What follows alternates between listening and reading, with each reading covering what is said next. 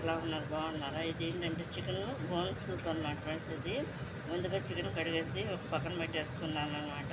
దాంట్లో ఆనియన్స్, కరివేపాకు పక్కన పెట్టేసుకుని సరిపడా ఆయిల్ పోసేసుకుని దాంట్లో అల్లం వెల్లుల్లిపాయ పేస్ట్ వేసుకుని తర్వాత చికెన్ కడిగింది వేసేసుకుని, అంటే చికెన్ బోన్స్ కండ కూడా ఉండాలన్నమాట.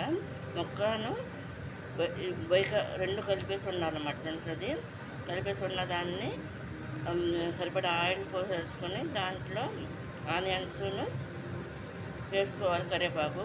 కొంతమంది ఏమో పచ్చిమిరకాయలు 90% పచ్చిమిరకాయలు వేస్తారు ఫ్రెండ్స్. అది నేనైతే వేయలేదు, మా ఇంట్లో చాలా తక్కువ వాడతాం పచ్చిమిరకాయ, అందువల్ల వేయలేదు.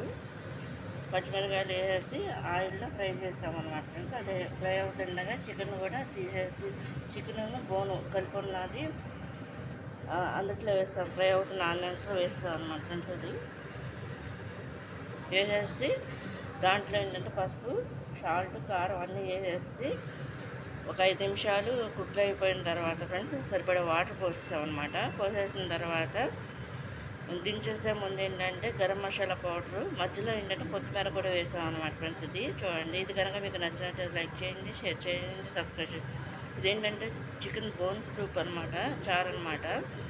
ఇది ఏంటంటే మామూలు రైస్లోకి బాగుంటుంది, చపాతీ, పుల్కా లేకపోతే పొరాటాల్లో కూడా బాగుంటుంది, బిర్యానీ రైస్లో కూడా బాగుంటుంది అనమాట ఫ్రెండ్స్. ఇలా ఇది కనుక మీకు నచ్చినట్టు లైక్ చేయండి, షేర్ చేయండి, సబ్స్క్రైబ్ చేయండి ఫ్రెండ్స్.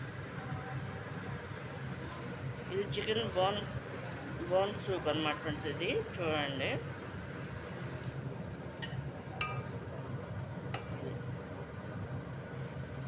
ఇది బోన్కి చికెన్ కూడా ఉంటుంది అనమాట. ఇట్లా అంటే ఎక్కువ కాదు ఫ్రెండ్స్, మాకు సరిపడినంత పెట్టామన్నమాట.